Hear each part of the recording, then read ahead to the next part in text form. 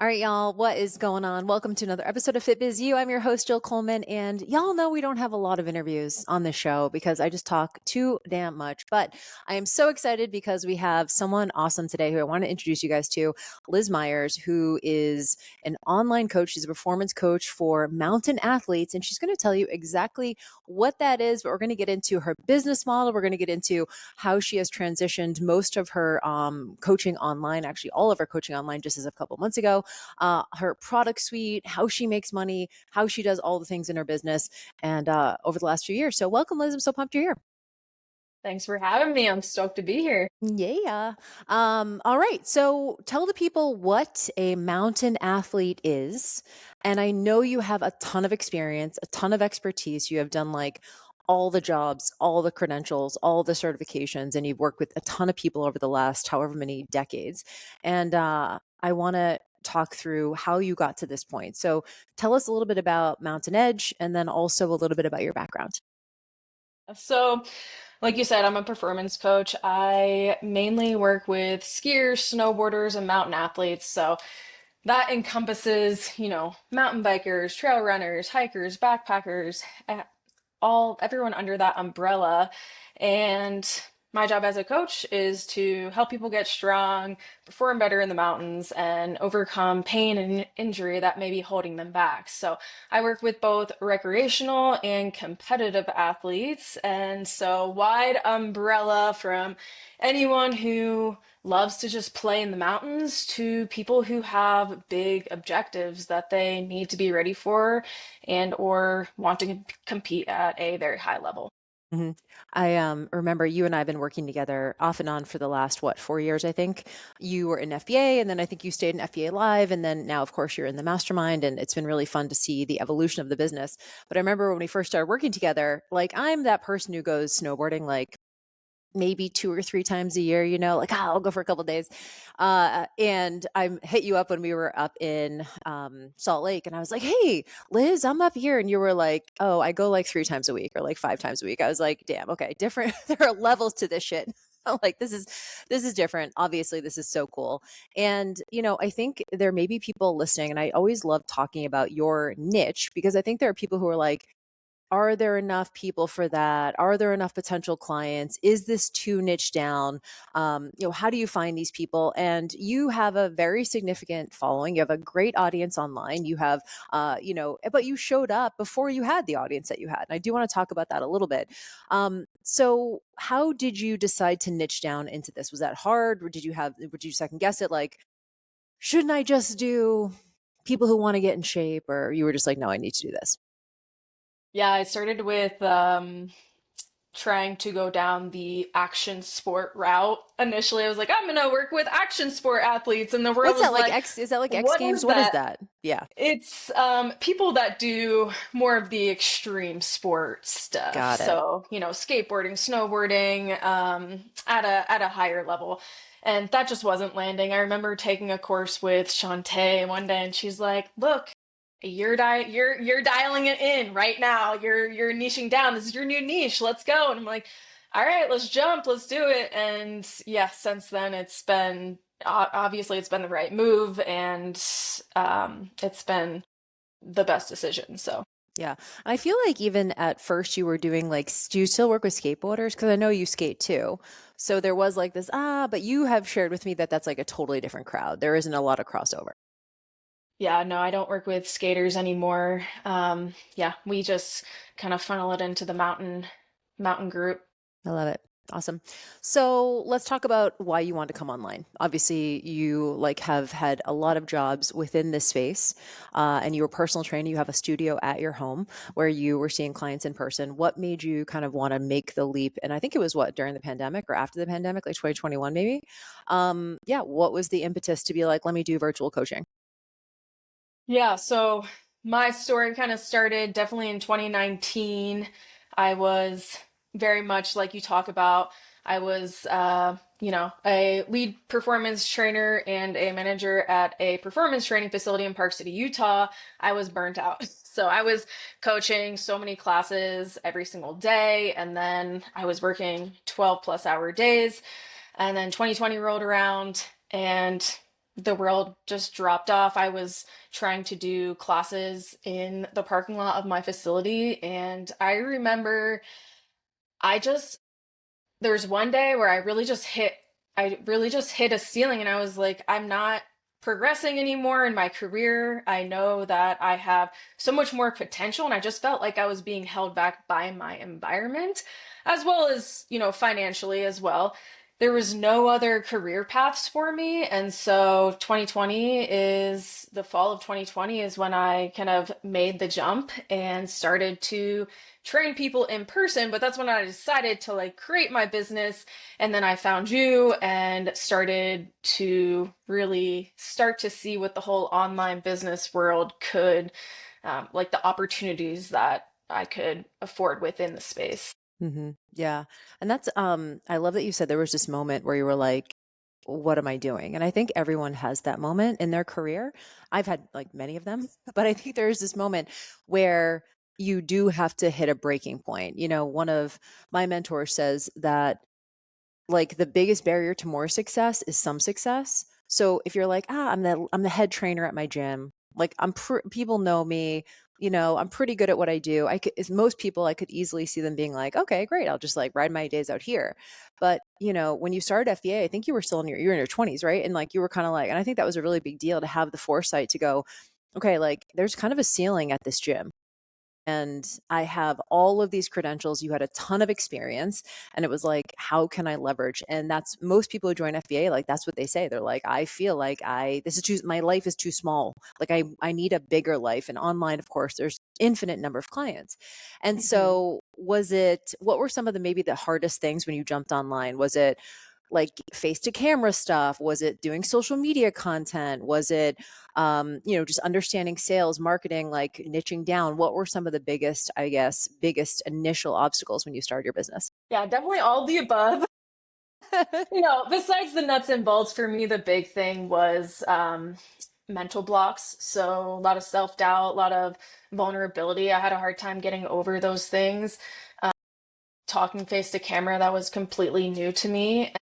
So, you know, going through FBA and you coaching specifically really helped me lean into, okay, how can I do this authentically online in a way that resonates with me as well as my audience? And, just reinforcing, you know, trust the experience that you already have. You're already a great coach. You just need to kind of get out of your own way and take messy action.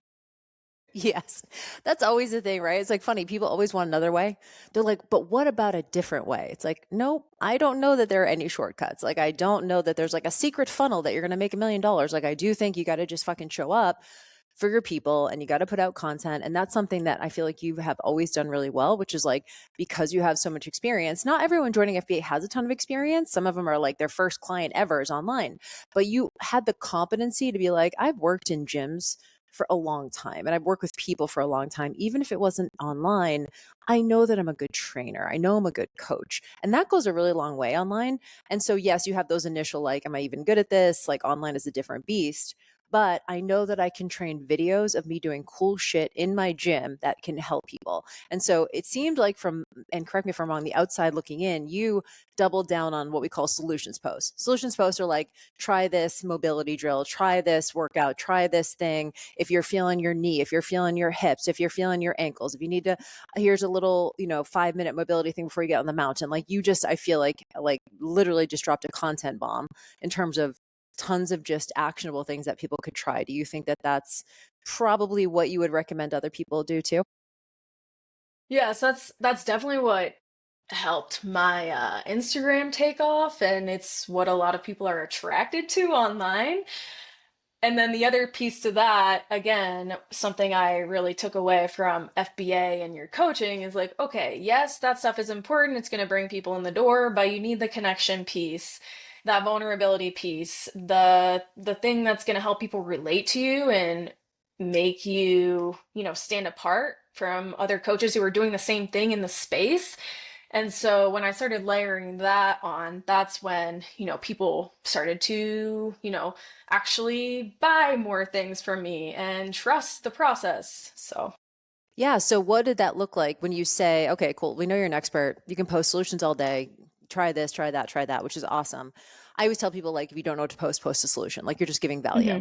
But then what does, like, I love following you because you post when you're doing park shit and you like fall or something. Like, there's just like, you do these things where you're like, you're trying new things and you're out there, and like, you can see that you walk your walk. You're not just someone who has theory. You're like, look, we're on the mountain 3, 4, 5 times a week. Like, we're doing this stuff, we're practicing. I also, so what does it look like when you say to be more vulnerable or to connect? What does that look like within your industry or your niche? It's a great question.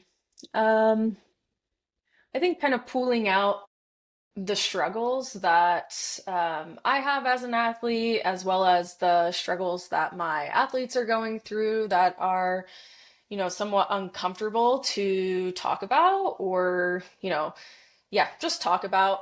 So I'm trying to think of an example. I can't think of an example right now, but Like, did you just have your own injury that you talk about, like, hey, I was there, I did this, like, or not really, you've just always been healthy? yeah, I no, I have not always been healthy. I'm like, damn, that's amazing, I know especially with what you vulnerabilities. do. Yeah, definitely talking about my injuries and also talking about my previous mindsets that have not served me well in the past. I definitely bring that up to my athletes so they can learn from my mistakes and not make those mistakes and just progress a lot faster. And so we have those types of difficult conversations in a closed container, and then I do try and bring that to the online space as well. Yeah, so tell me about the mindset obstacles. This is where Mindset. we get into the juice, Liz. This is where the juicy I stuff comes know. out. This is what the people want. Yeah. Like specific mindset obstacles Yeah, that like I've when you had. say, like, hey, especially like, you know, your ideal client, what are some of the Mhm. biggest things when you say, like, my old mindsets, or like the ways in which, I was thinking about things that weren't serving me? Yeah, a big mindset obstacle that I had was just, I just thought that grinding through and pushing through pain and injury was, a way that was going to get me to the other side. I took me 5 years to learn that was not the way that you overcome pain and injury. You can't keep doing the same shit and expect a different result. So, that was a biggie for me that I talk to my athletes about a lot. You have to, I always preach about the importance of slowing down and kind of going back to the basics so we can build back up in a way that's sustainable and not just trying to grind it out. And you can't just grit through your injuries and, push through pain like we were told we could back in the day. Yeah, because you just want to be like, I mean, my family calls it the Coleman walk it off gene, where we, like, literally my, like, entire leg will be falling off, and I'm like, well, I'm just gonna run more. Like, and I Yeah. agree with you. Like, if you want a long career on the mountain, like, you got to do some stuff, and it's hard because preventative stuff isn't sexy, right? It's like, hey, I know you want to get out there, but do this 5 minute mobility. Like, it's like, so that sometimes preventative stuff is a little bit of a hard sell. But obviously, these are the conversations you're having with your clients, and it's like they trust you. So they're like, okay, well, let me go ahead and try it. And then what do you know? They're able to be on the mountain longer. They're able to have these longer sort of careers on the mountain. So, I mean, it definitely pays off. So let's talk about your business model a little bit. When you first started online, what was your first offer, the first thing that you created, first coaching program, whatever that looks like, and how did you get your initial clients? Yeah, so first online offer was definitely one-on-one coaching. Um, I would do some Zoom sessions with people occasionally. I would have like one or two coaching calls with them a month, and then I would program for them. So we would do training via an app for, a month at a time.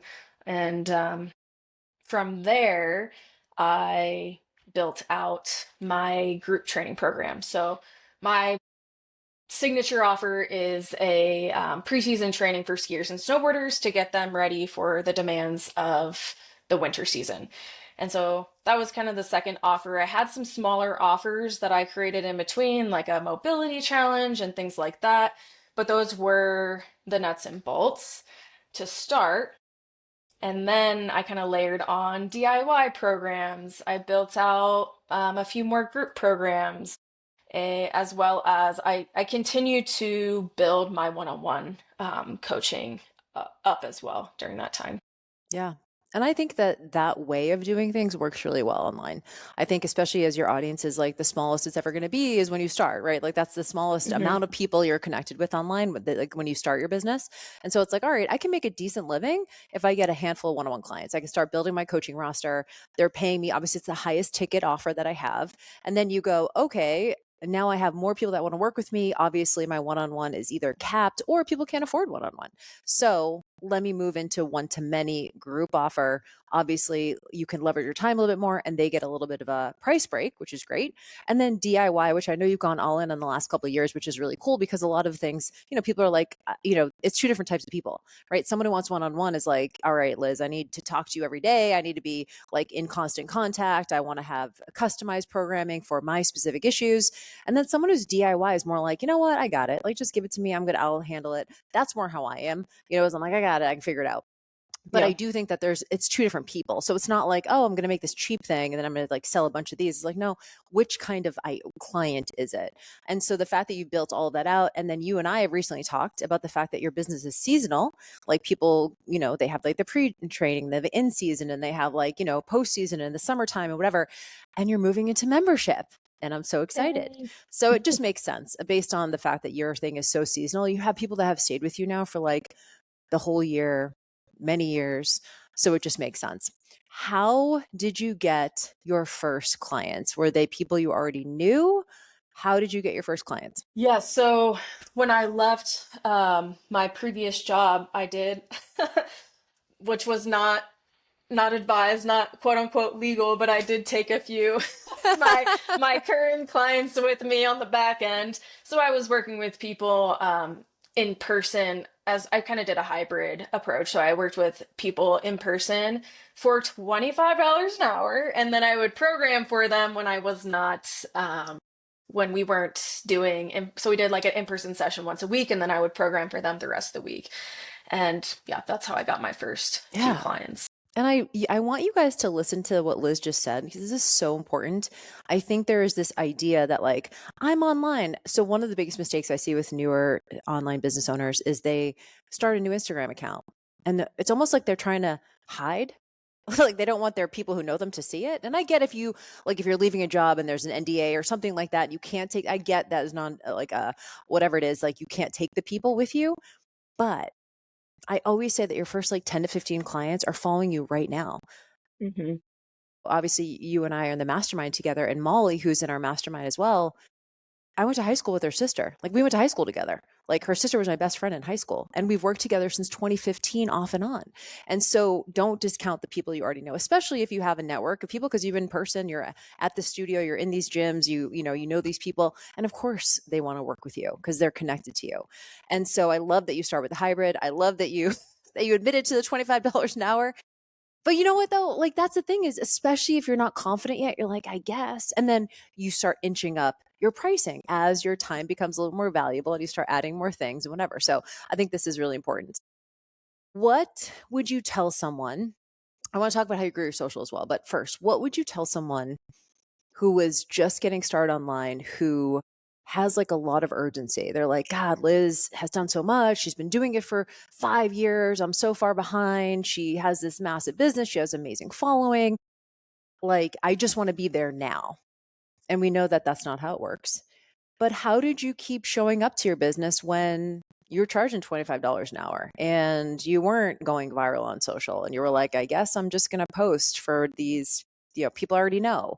What was the thing that kept you going? Because I think this is really the difference I see between the people who eventually have success and the ones that stop. Yeah, starting out for sure it was FBA. The accountability piece, like at the time, I think we met once a week, and I wasn't engaging in the calls a lot, but I was showing up to the calls and I was taking the information from what you were teaching as well as other people's experiences and their lessons, and then I was actually implementing it. And so that was huge for me to kind of stay engaged long term. And then from a mindset perspective, I think it's just so important to, A, understand that it's going to be uncomfortable and it's going to take time, but at the end of the day, it's going to be worth it. You can triple your income in 5 years, like I did, if you just stick to the process and trust the process. Yeah. I love that you said that. And you like were a low key creeper in FEA for sure. Like Yeah, you would not like ever unmute and talk, but then like literally like 6 months later you message me and you're like, I just sold out my DIY or something. Like, and I'm like, hello, like, hi, where have you been? But like that's how I am too. So I get it. But the key here is this, and like I think this is really important what Liz just said, which is like you have to show up to the call. Like you're learning a new like language, you know, it's like how would you know how to do business? Even if you never like some people never show their face on these calls, you know, it's like cool, you can keep your video off the entire time. I don't take it personally. I do not need to have you sit there and stare at a screen, but I do need you to continue to expose yourself to the conversation because you're like, okay, yes, I could do that. And I don't think you can be in a container like FBA and not take action. Like that's the energy of the group. It's like, all right, motherfucker, what are you doing? Like it's like what are we doing next yeah, week? yeah, So I really love that. And I do think that it's important, especially like someone like you who has a lot of credentials within the fitness space and performance and, you know, even some of the rehab stuff you do, to be like, how could I learn business without plugging into a business coach that could teach me how to do that? So what would you tell someone who's maybe, I don't know, on the fence about FBA and they're going like, will it work for me? Like, and this, I do want you to be super honest about this. What do you think it takes? What is someone's like, I feel like this is the person, but I'm scared to make the investment. yeah. I mean, it's just like, I mean, most people who are thinking about FBA are in the training space or similar. Like, they have something to teach, they want their client to have a specific outcome, and at the end of the day, you know that if your prospective client does not put in the work, they're not going to get that outcome. So you need to, FBA works, I'll say that. It works 100%, but as long as you put in the work and you stay engaged, which, like you said, is very easy to do with the group dynamics, like you are going to 1,000% get results. Yeah, it is that. I always find that the first decision is always the hardest one, right? The first The decision is like investment. the investment, right? But then what Yep. happens after you make the investment? It's a series of smaller decisions. You're like, all right, well, now I guess I'm doing it. Hmm. Okay, cool. Jill tells me to post, I post. All right, I'm going to start my email list. It's just a series of other smaller decisions that come from that one first decision that I feel like people make a really big deal out of. Like, this is I don't know. They sometimes are like, it feels like it's charity, you know, it's like I'm giving this money away. And I'm like, no, you're investing in a Yeah. program that's going to help you to Yes. make money so you can make the payments on this thing. So one of the things that a lot of new online business owners and coaches want to know is I just need more followers. I want more followers. I need more followers. I want more followers. You were training people online, you know, getting people, you were launching your programs, doing one-on-one all before you started going viral on social. Then you started kind of going viral. So tell us what your take is on like, okay, if I do want more followers, first of all, can you build a business without going viral? Second of all, what starts to happen or what are some of the posts or what do you think, like, what would you tell someone are some of the best practices if you want to grow your following? Yeah. So you can 1,000% make money online without having a big following. It's your expertise and your relatability and trust with your core amount of people. You'll always be able to tap into those people and make money. That being said, I did go viral on a lot of posts, and just because you have a lot of people coming in doesn't mean they're going to necessarily buy from you right away. So there's a little nuance with gaining a lot of followers at one time. It doesn't necessarily equate to more money made. Yes, you can worm those leads up over time, but yeah, I mean, you say this all the time, just because you have a large following doesn't mean you're making like millions of dollars. It takes more strategy than that, for sure. Yeah. And I think there is a misconception that like, you know, if I get a lot of people in, and there's a lot of scarcity around that too, like, oh my God, I have these people coming in. What should I do with them? And I'm like, well, chances are you do what you would normally do with anybody who follows you, right? You build a relationship with them, and relationships take time. And so you actually don't change anything you're doing, except maybe you put out a lead magnet because you're like, oh, let me see if we can get some of these people on my list. But for the most part, it's like, I'm going to keep showing up, keep offering value, keep being me, keep trying to. And I want to ask you about this because there's something on Instagram called intermittent reward, which means basically it's like going to Vegas. So the way that Instagram specifically works is you post something and then it always will parse out your post to people who don't follow you, which is amazing to me. Because when I was fucking coming up, that did not happen. It was like, people need to share your shit to get in front of them. Now Instagram is doing that for you, which is really cool. And there is this feeling of like, once you go viral, you want to keep going viral because you do get that like dopamine hit. But the way Instagram works in the algorithm is it won't keep pushing you viral because it wants you to keep chasing the dopamine hit. But there is that feeling of like, oh, I'm going viral. I want to keep going viral. How do you deal with sort of the ups and downs around that? Yeah, I have felt that before for sure because there was a time where I was getting a lot of views. Yeah, more so a lot of views, at least 10K on all of my posts, and then we started to drop off. And I did feel that initial hit, but at the end of the day, I understand, I'm in this for the long haul, and the algorithm's always changing, and it's important to continue to stay adaptive because, since things are always changing, you can't keep doing the same shit. And so, that's one of the reasons I like to continue plugging in with you and your coaching is because you help us stay relevant, not only with what's happening on Instagram, but also from a business strategy standpoint as well. So just, I guess, understanding that that is the reality of online business and that's the reality of having an Instagram following can go a long way. Yeah. I always say that building your business is like innately personal development Yeah. because there are so many things that come up. Like, I know I'm so tired of people talk about mindset, but it's kind of like this idea of like, it's always going to give you these challenges. I mean, big, small. And I feel like these things, if you lean into them and go like, oh, I signed up for this. Like, I signed up to get these lessons. And there's no way I could get these lessons if I worked in a job, was working for someone else. That's fine if someone wants that level of, getting a paycheck every 2 weeks and whatever, that's cool. But that's not what we signed up for. We signed up for, like, you just told me before we got on, you're like, yeah, like this entire week is gonna be dumping in Salt Lake and you guys are like gonna be on the mountain every week. Can't do that if you're working for someone else. It's like, Damn straight. and I think people look at someone like you or someone like me or someone who's had, been doing the online stuff and goes, well, Liz is just different. She just special. Is What would you tell someone who's like, Liz must have been plugged in to, I don't know, connected, or maybe she just had something I don't have. Yeah, that's I mean, we all struggle. We've all been through the process of, you know, going through our own shit and working through our own mental blocks. And that's something, yeah, I worked through a lot within the first 3 years of my business. It's still, there's always going to be things to work through in order to be able to get to the next level. And so that's a part of the process, really. Yeah, it is. And I do think, I think it's so easy before you start your business to be like, well, they're special or they are have more courage than I have. And it's like, no, they just made a choice.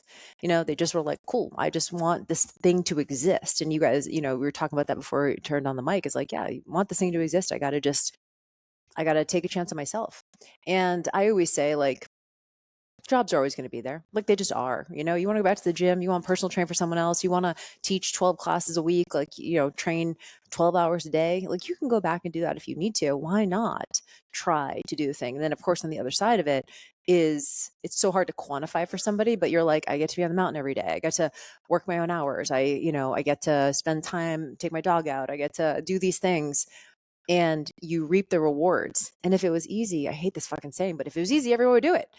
So it's like, and then, but you have gotten to a level now, obviously you're my mastermind, my mastermind's a 100K mastermind. And you're already at this level where you built this level of trust with an audience. You've broken through what we call the trust barrier. I always say that, and Shantae and I used to have a program called Legacy. And the whole idea behind a legacy business is a business that can't go out of business. And by that, I mean, like, you've built the trust with an audience to the level that, like, anytime you sell something, you know you're going to make sales.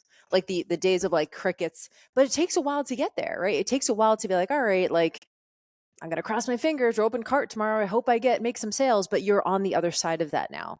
And I think you have, obviously you've had massive success. And I just think it's really important for people to hear your story because, it's been 4 or 5 years that you've been online, but you've steadily increased your revenue. You've gotten to this level of success. You've worked with a ton of people. You're building out your product suite. It doesn't happen overnight, but you have to figure out ways to love it along the way. Would you agree It with that?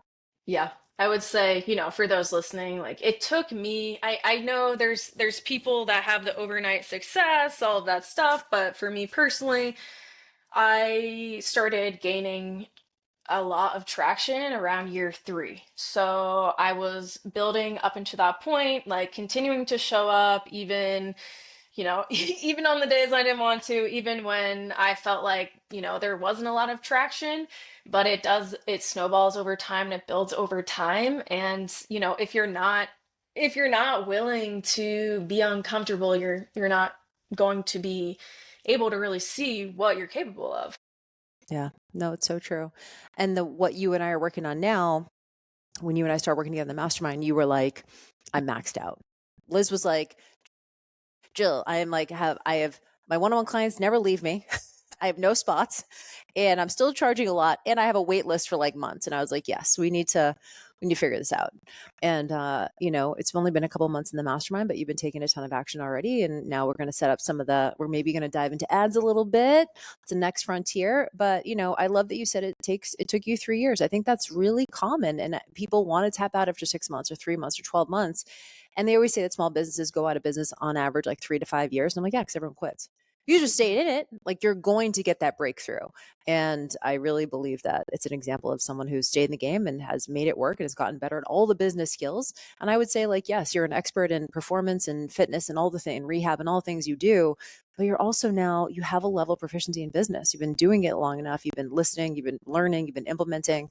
And so it's really cool because in the mastermind, you guys kind of, you brain share, you guys mastermind together, which is really cool. So any last words for someone who is maybe on the cusp of maybe joining something like FBA or even starting their business and is just like, I just don't know. Yeah, I would say do it. I would just say do it. Just jump off the cliff, do it, because you can either, work for someone else's success, or you can continue to work for your own future success, which is going to inherently compound over time if you stick with it and, stay engaged in the process. So 1,000% just do the damn thing. Right. Yep. I know when you were like, go off the cliff, I'm like, God, Liz, yes. You guys need to follow Liz. She's MTN Mountain, MTN Edge Performance on social media, and she fucking rips and she's awesome to follow. And, I remember you were going viral like a couple of years ago quite a bit. But the initial post that went viral was like, it was kind of an intro post. It was like, hey, I'm a performance coach for mountain athletes. And it was kind of cool because that was the post. That's like the right post to go viral, right? Because now you're calling in. Some people go viral with like a dog, and they're not getting any followers. Like my dog went viral and I got one follower, I think. It was like not the right, but you went viral with something that was like specific to your brand, to your avatar, to your niche. And it was very like, I have experience. I'm not just someone who got a weekend cert. Like I have deep understanding of this. And I love that that was the post that went viral initially because then you're pulling in your right people, which is really cool. So congrats on all your success. And are you cool if people want to reach out to you, if they want to ask, your opinion about anything or follow up on this episode? Would that be okay? Yeah, always happy to chat and answer any questions. Awesome. You're the best. What's your website, all the things? Are you enrolling for anything soon? What we got going on? Yeah, so like you said, my Instagram's at Mountain Edge Performance, and it is an abbreviated mountain, so it's MTN. Either way, it'll show up if you search it. And then my website's the same thing, mountainedgeperformance.com. Right now, we're not enrolling for anything. We are thick in enjoying the ski and snowboard season, enjoying the mountains, but we will So definitely good. have some programs coming out in the spring. So, Very cool. All right, guys, well, make sure you're following Liz. Make sure you tell her how awesome the episode was if you listen to it. And you're the best. Thanks so much Thank, for being here. thank you for having me.